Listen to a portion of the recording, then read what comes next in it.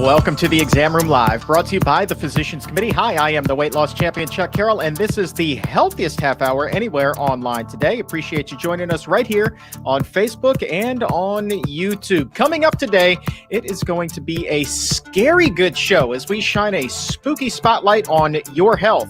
Specifically, we're going to look at some frightful facts about one of America's favorite foods. We are talking about CHEESE. The question, can a hunk of cheddar make life better, or will Gouda ghost ya? Well, we're going to find out when we speak with Dr. Neal Barnard here in just a little bit. Oh, man, this is going to be a good one. Plus, we're going to be opening up the doctor's mailbag. So if there is something on your mind, a scary good question for Dr. Barnard, go ahead and post that in the comments section, or you can tweet that to us using the hashtag ExamRoomLive. We'll be opening up the doctor's mailbag in just a little bit. Also today, you remember trick-or-treating as a kid, and those bags of candy, they may taste dandy, but there's probably nothing in there that would be considered healthy, right? So let's figure out what we can do to fill those bags with some healthier options and make this indeed a healthy Halloween that will still satisfy the kiddies in your life. Dietitian Maggie Neola will be here with us with those ideas. But first, let's go ahead and get caught up on the latest happenings. Here are your health headlines for Wednesday, October 28th, 2020. And it is a new day and a new record for the coronavirus. The daily average of new cases now standing at more than 73,000 for the first time. And that number likely to continue climbing. Some health experts projecting days in the near future where we could see as many as 100,000 cases being reported. 29 states, meanwhile, say they've set single-day records over the last week as well, while virtually all others are experiencing substantial spikes as medical facilities are being pushed to capacity. To date, there have been more than 8.75 million cases with more than 226,000 deaths, the most of any country during the pandemic. In nutrition news, bear with me for 1 second. Here we go. In nutrition news, a so-called super pea. Check this out. A super pea is being eyed as a potential breakthrough for people with diabetes. In a head-to-head test with what researchers call a regular smooth pea, the wrinkly variety was able to ward off sugar spikes far better following mealtime. Higher levels of resistant starch found in the super peas are believed to play a major role as it takes longer for the body to break them down, leading to a slower and more gradual rise in blood sugar rather than a troublesome rapid spike. Researchers say the super peas used in the study are similar to those found in the frozen food section at your local grocer. And finally, about 7 years ago, a husband and wife in the UK set out to help people achieve their New Year's resolutions and improve the environment by going vegan. And now they say 1 million people have taken them up on their offer. You may have heard of their foundation. It's called Veganuary. And in addition to recording its 1 millionth follower, Veganuary is now being celebrated by more than 600 businesses in 192 countries. Oh my goodness. Co-founder Matthew Glover telling Plant-Based News, quote, 1 million official Veganuary participants in just 7 years is a huge achievement, but the momentum behind the plant-based revolution will see us hit 2 million in no time. That's pretty good for just 7 years. Unbelievable. Veganuary. That is still a few months away, but Halloween, my friend, Halloween, that time is right now. So let's talk about something scary, shall we? And do you know what's scary? Dairy. Dairy is scary. Let's spend some time talking about the spooky side effects that it can have on your health. Specifically today, we're going to be looking at one of the world's most popular foods that is loaded with dairy. And with that, it is time for 7 scary facts about cheese. And with the hair-raising details, here now is Dr. Neal Barnard. Dr. Barnard, cheese is indeed terrifying, so let's talk about it and have a happy Halloween, shall we? You bet, Chuck. Scary thing number 1 is stinky bacteria. You know, when you go into a cheese factory, the milk arrives in the morning and they pour it into this sort of waiting pool thing. Can you see this? Okay. Sure can. Okay, good. All right. Well, that's the milk. Now, milk, to make it into cheese, you have to have that kind of funky aroma, and that is they add bacteria for fermenting. Well, what kind of bacteria would they add? Not just any old thing. Between your toes, there are bacteria called brevibacteria. And if you ever had maybe a college roommate who didn't wash his socks for an extra special long time, the smell that you are detecting is the smell of brevibacteria fermenting the skin between his toes. Well, that's exactly, they don't put something like that in cheese. They put exactly that in your cheese. Creepy, isn't it? But that's what's in the bacteria. Now, number 2, processing.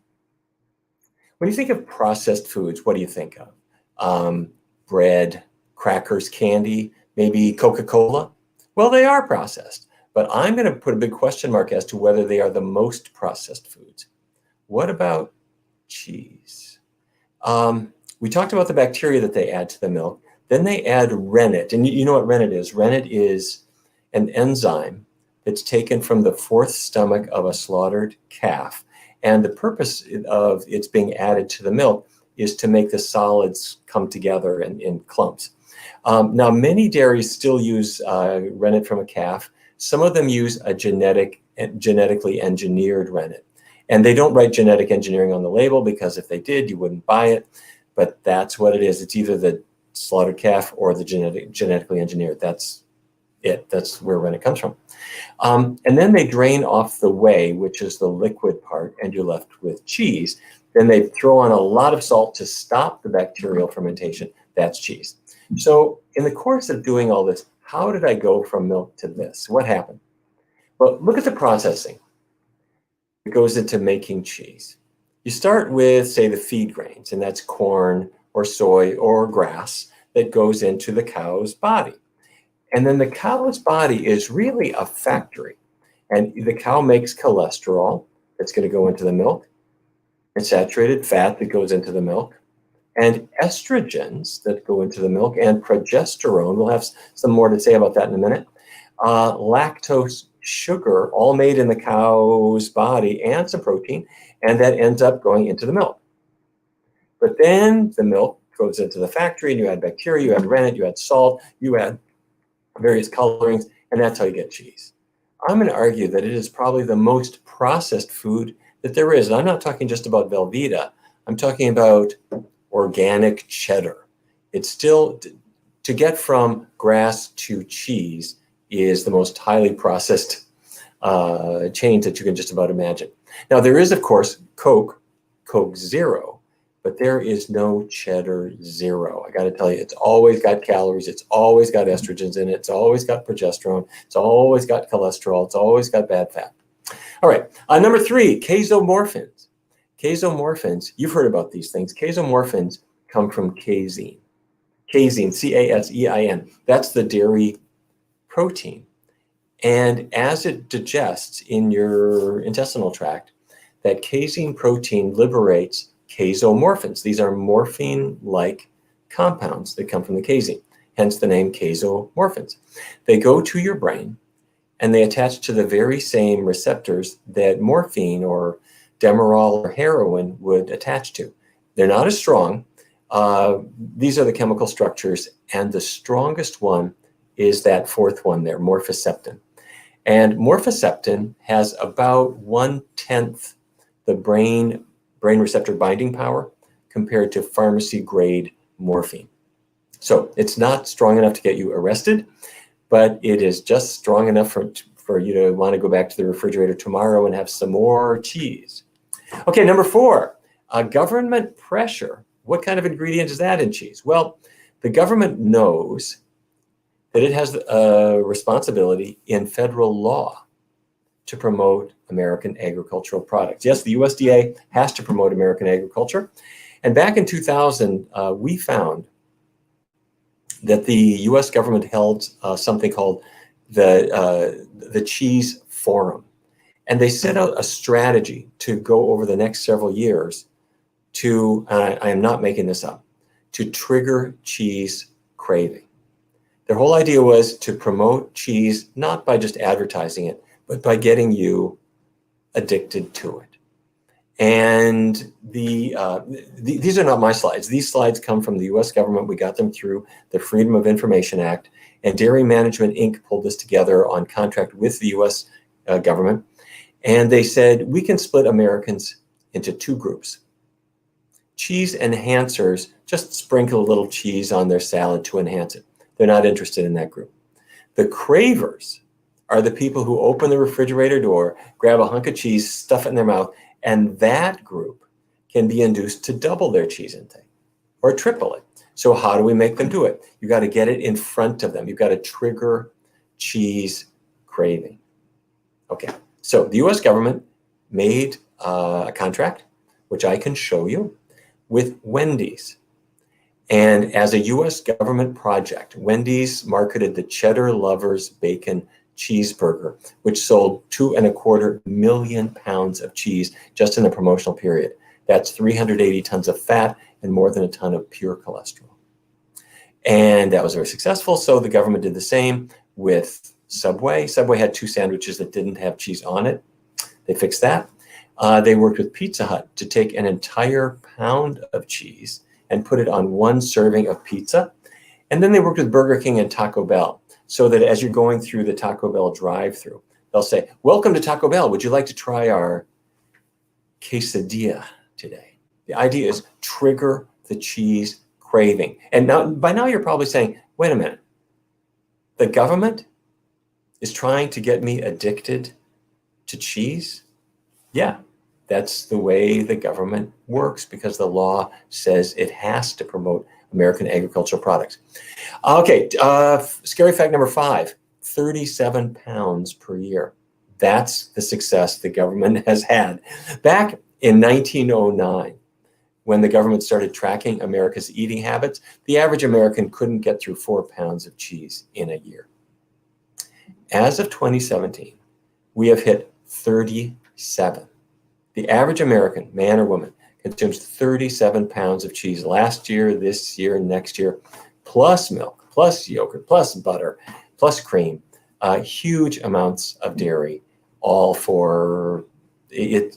It's a political and economic game. That's it.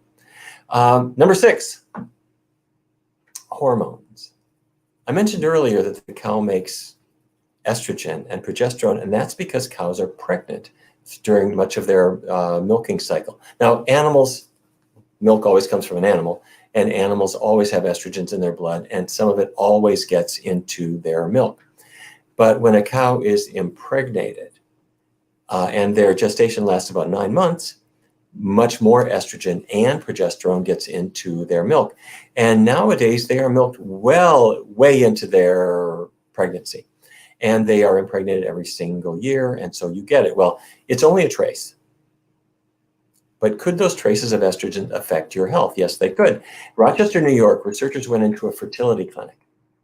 They compared men who had a half a serving of cheese per day or less and found that their sperm counts were higher compared to those who consumed 1 to 2.5 servings of cheese per year, per day. But putting it the other way around, the big cheese consumers had the worst sperm counts, the worst sperm morphology, meaning the shape, and also motility, meaning can they swim straight.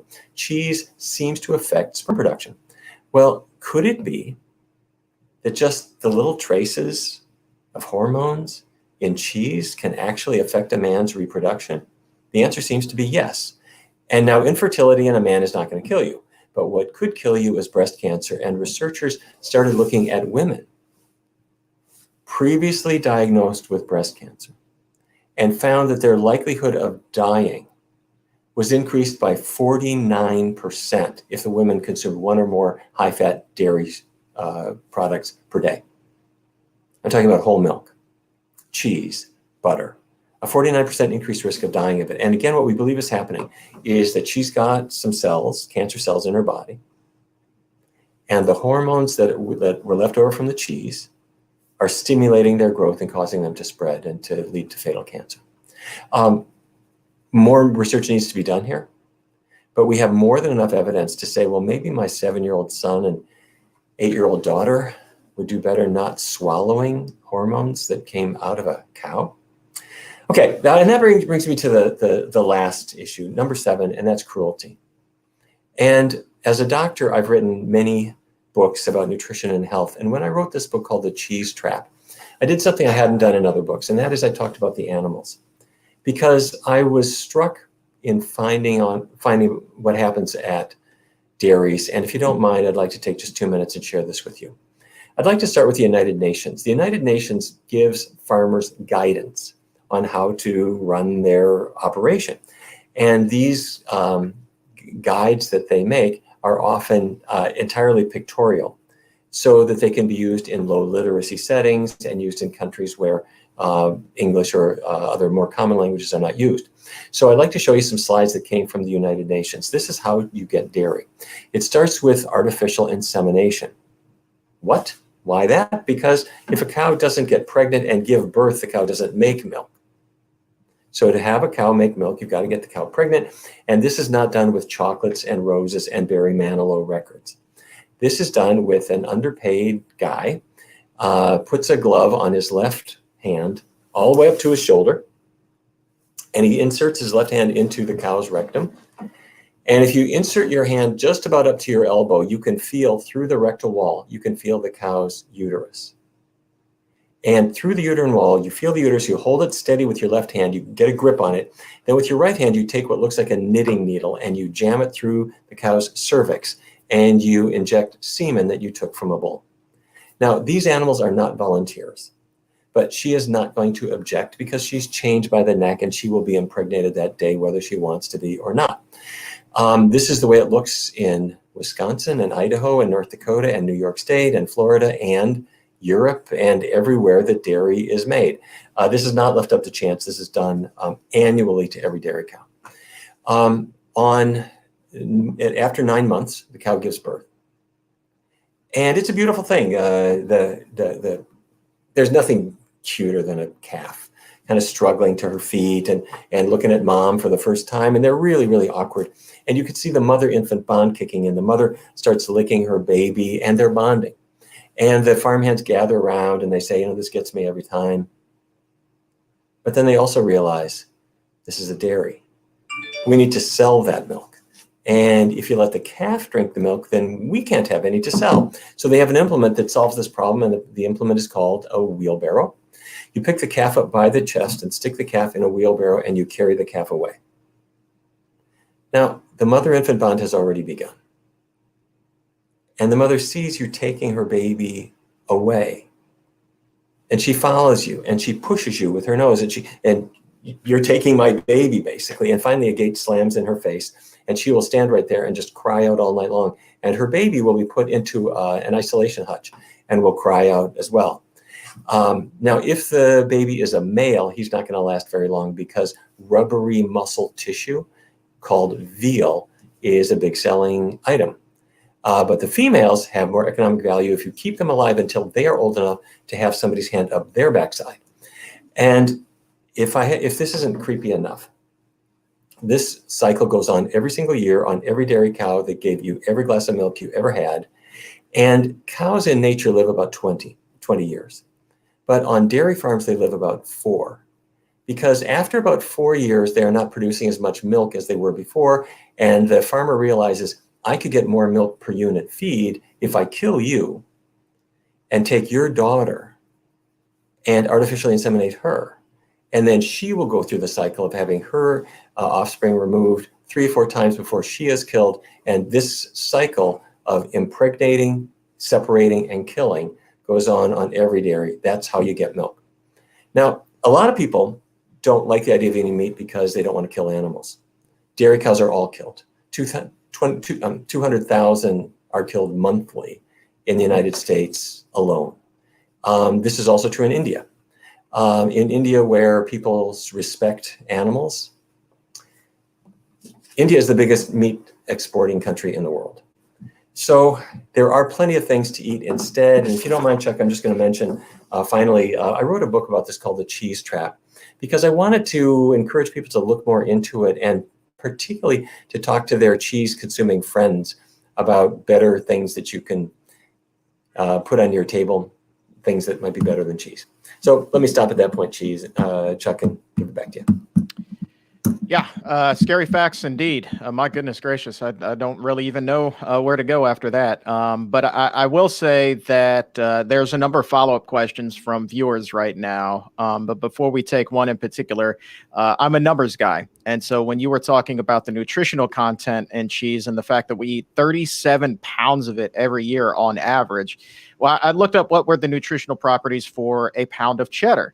And with those 37 pounds that you're eating on average every year. That's about 67,000, almost 68,000 calories, and 5,400 grams of fat. I mean, 6,800 calories or 68,000 calories. I mean, that's a month's worth of calories right there with cheese.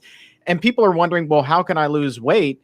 Cheese, obviously, as you said, very addictive. But if you're able to cut that out, you're taking a month's worth of calories off of the table automatically. Yes. And looking at the other way around, these were foods that were just really not eaten, say about a century ago. Cheese was really not consumed very much. So, but what's happened since that time is every sandwich has now had cheese added to it. Pizza has become a big thing. Salad used to be salad. Now it's used as a base for cheese. So we're adding all these calories into things. And for all the people who say, well, it's sodas or inactivity that's making our kids heavy, I think a big finger of blame ought to go at directly at the cheese industry. And a follow-up question, you were talking about the government's involvement here, Dairy Management Inc. Elaine had an interesting question. She wants to know, does the government have to promote fruits and vegetables as well?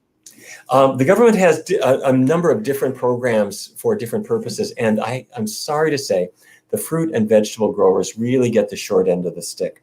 We have a huge, what's called a checkoff program that the government administers and organizes. And they actually have a system where they tax the dairy producers a certain amount of money. The government takes that money and puts it into research programs of the type that we described, where they're looking at different ways of marketing. With fruits and vegetables, it is a tiny, tiny, tiny pittance of all of that.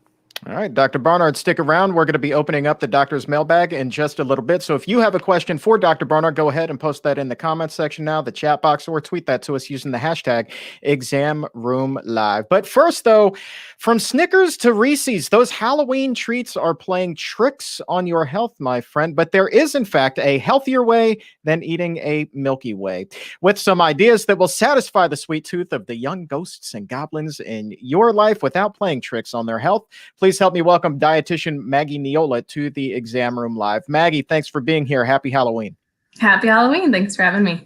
All right. So if you're like me, you definitely grew up going around the neighborhood, getting as much candy stuffed into a bag or a jack-o'-lantern as humanly possible.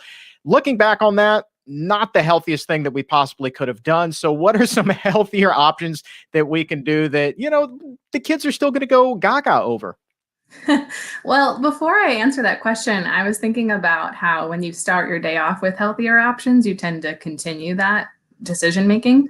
And so I think a fun way to start Halloween off would actually be to start with something like pumpkin oatmeal for breakfast or a pumpkin smoothie, so that the kids are already kind of getting something fibrous in the morning, right? That's going to help with alleviating any blood sugar spikes when you have fiber in your meal. And so if you can start off with like a nice pumpkin oatmeal in the morning, maybe you have a veggie chili packed with lots of beans for lunch, and then dinner, you could even get like really fun ghost-shaped or pumpkin-shaped pastas and make a nice marinara, for example, with some broccoli or whatever is something that your kids would enjoy, so that by the time trick-or-treating rolls around or you're trying to enjoy something for that holiday, you're able to then make wiser decisions. So that's kind of how I would start off together. But then you were asking more so, okay, what do we do with that evening when you're trying to figure out, you know, how can we celebrate this holiday, but still not have loads and loads of calories and fat? Yeah. So that's important to keep in mind too. So I've seen a couple awesome videos that I want to shout out to dietitian Lee Crosby from Veggie Quest blog. She came up with this awesome idea for making a bean dip, but making it spooky. And this is something that the kids can decorate together. I just thought it was really creative.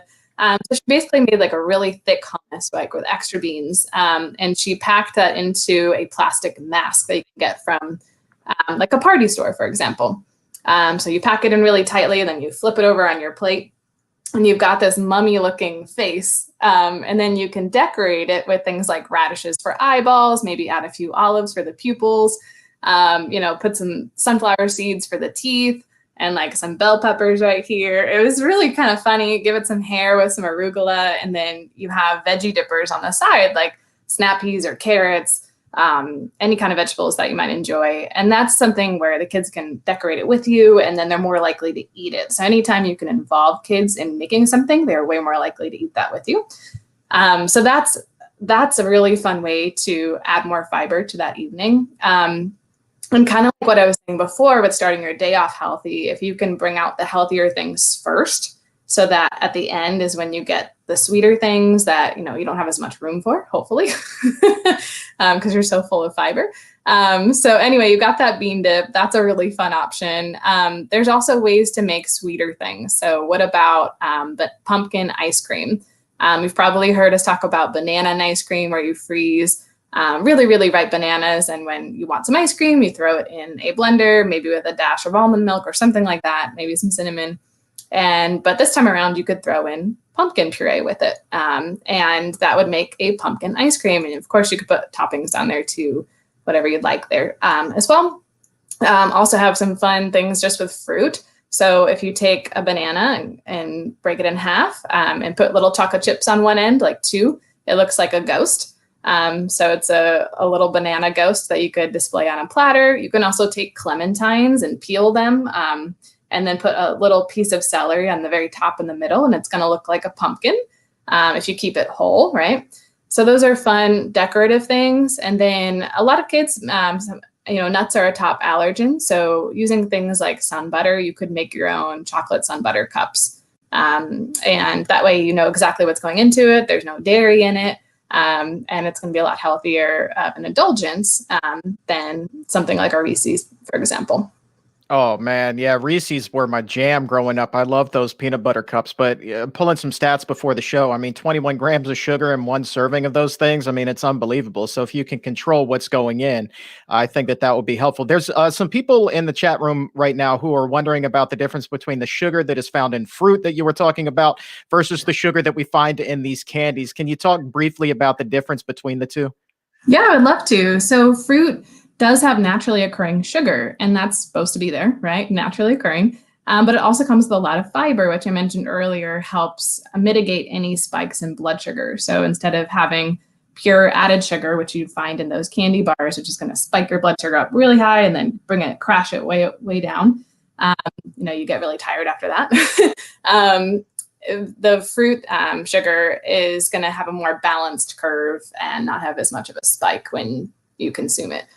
So that is totally fine and helpful to include. Fruit is a wonderful food. You should be eating it every day, multiple times a day. Whereas that other refined sugar is going to be a lot harsher on your blood sugar, your bloodstream. Might I suggest on that fruit front, since it is the season and all, see if you can find a blood orange and indulge on that. I had one over the weekend and it is delicious. Oh my goodness gracious.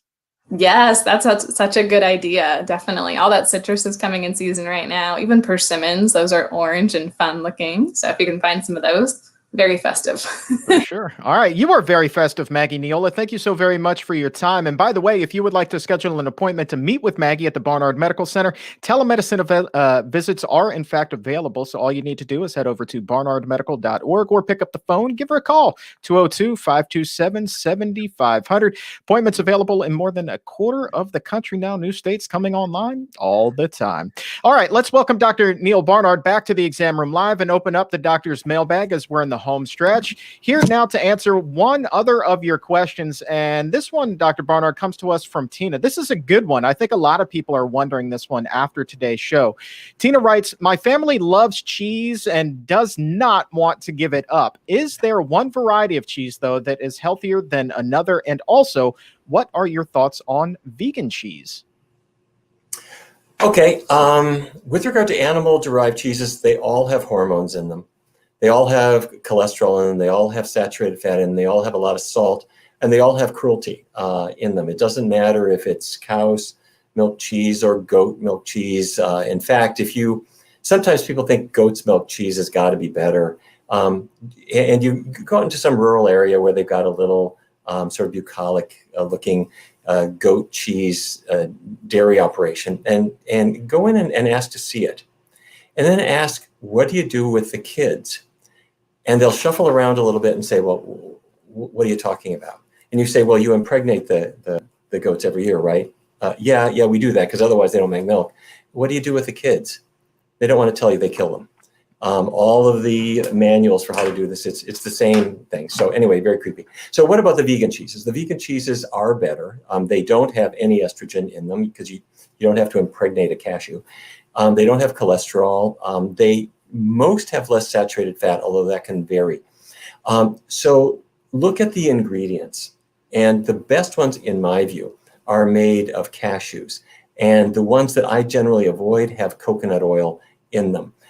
They'll use one or the other because they're fatty and they have a nice mouthfeel, but the coconut fat is so high in saturated fat, it will raise your cholesterol. The cashews, I think, are probably a better choice.